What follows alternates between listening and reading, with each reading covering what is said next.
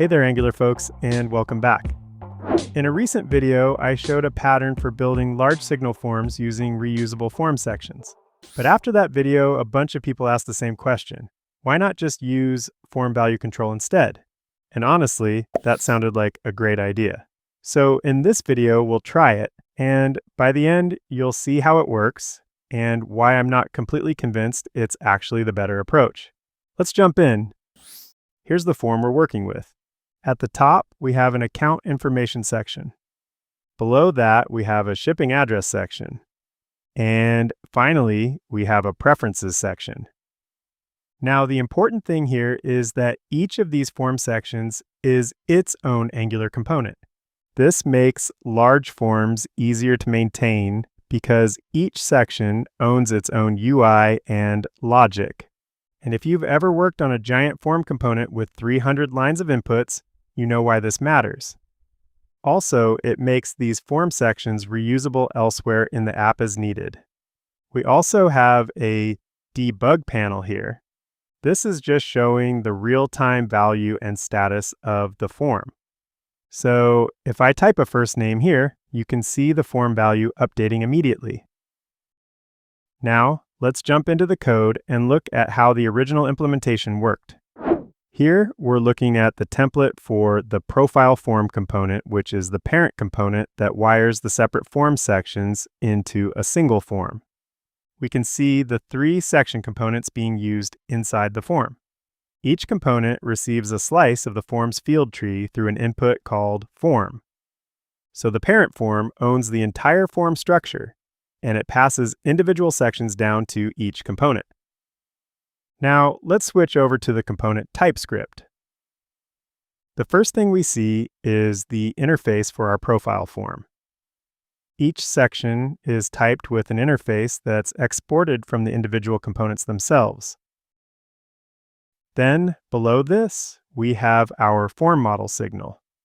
This model holds the state of the entire form. The account section uses an account model variable to set the initial value.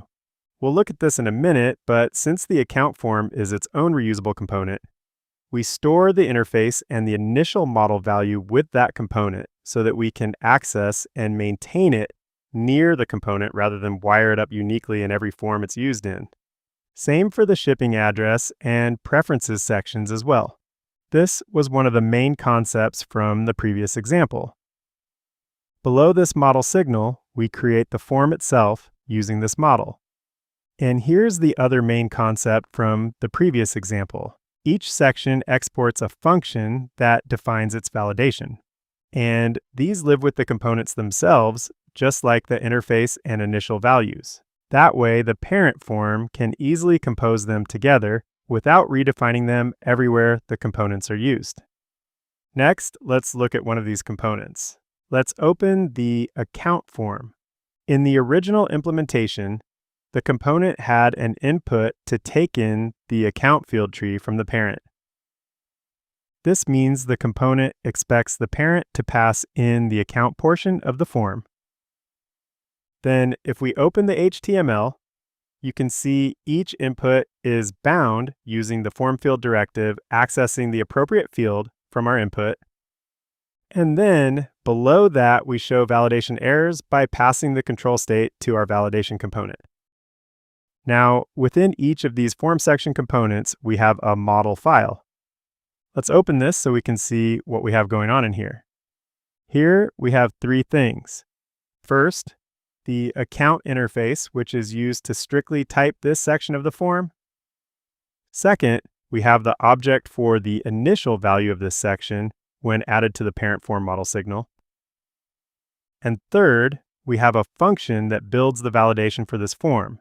It takes in a schema path tree typed with our account interface. Then it uses this to make the first name and last name required. And the address form and preferences form components are both set up in the exact same way too. The main idea here is that as much of the form that can live here with the component lives here. Then whatever is needed to wire up the form in the parent gets managed here but exported so that it isn't manually wired up everywhere.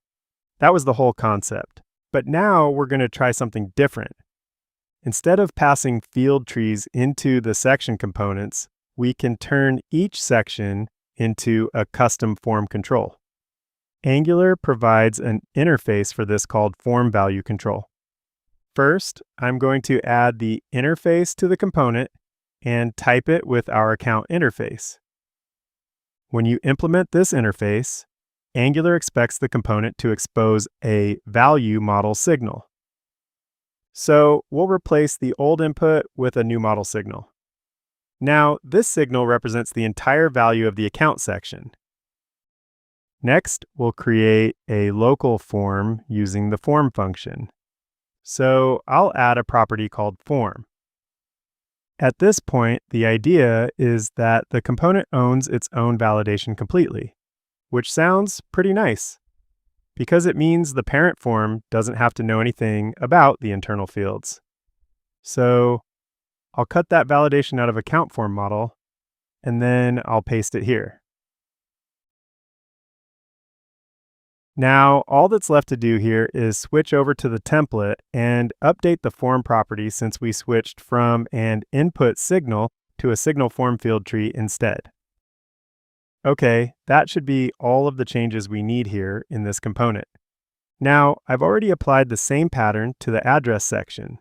So if we open the address form component, you can see that we've implemented the FormValueControl interface. We've switched to the value model input, and we've created the local form with the validation for this section.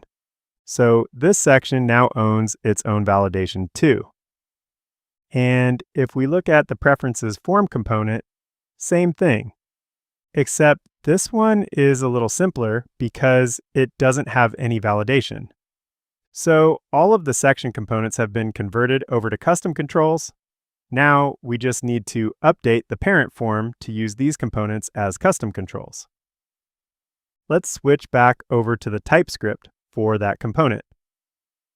Since the child components now own their validation, the parent no longer needs to call the build functions. So I'll remove all of these. Next, we need to import the formField directive because we're going to bind the components as form controls and we'll need to bind them with this directive. Okay, now let's update the template. Previously, we passed the field tree, but now we'll switch to the formField directive.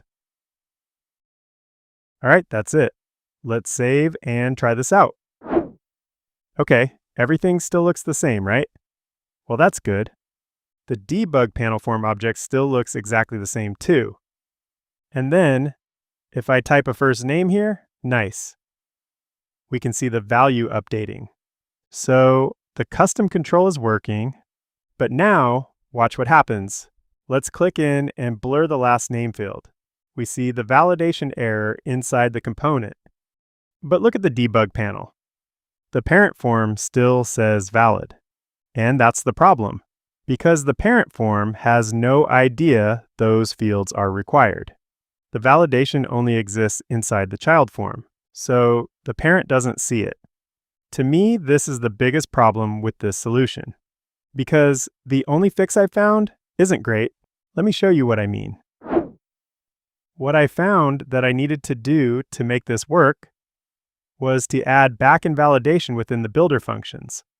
But we don't need the error messages because they already exist in the form section, which is where they're displayed from. And this is where things start to get a little awkward. Now, there could totally be a better way to do this, and if there is, please let me know because I tried a lot of different options and used AI with no luck. To me, this is the biggest downside of this approach. And in the address form, it's even worse, because now we have a regular expression duplicated in two places. We also need to switch back over and add the builder functions back into the parent form to wire up this validation. All right, now let's save and see how everything works. Okay, so everything looks the same, right? But now the form is actually starting out invalid, which is correct. And if I click in and blur the first name field, we see the validation error. Now let's add some valid data. Let's add a first and last name, and then let's add an address. And now, if we look at the debug panel, the form value is fully updated and the form status is now valid. So everything is wired together correctly. So yes, you can absolutely build reusable form sections using FormValueControl. And technically, it works. But for this specific scenario, it doesn't actually simplify things. In fact, we ended up duplicating validation logic so the parent form could still understand the overall validity, which means the original approach, passing field tree slices into section components, might still be the cleaner architecture for large forms. But if you found a better way to solve this with FormValueControl, I'd genuinely love to hear it. And if you want to go deeper into Angular signal forms, I've put together a full course on Udemy where we build real-world forms step by step and cover everything from validation to dynamic forms. Check it out with the link below. Thanks for watching, and don't forget to like and subscribe. All right, I'll see you in the next one.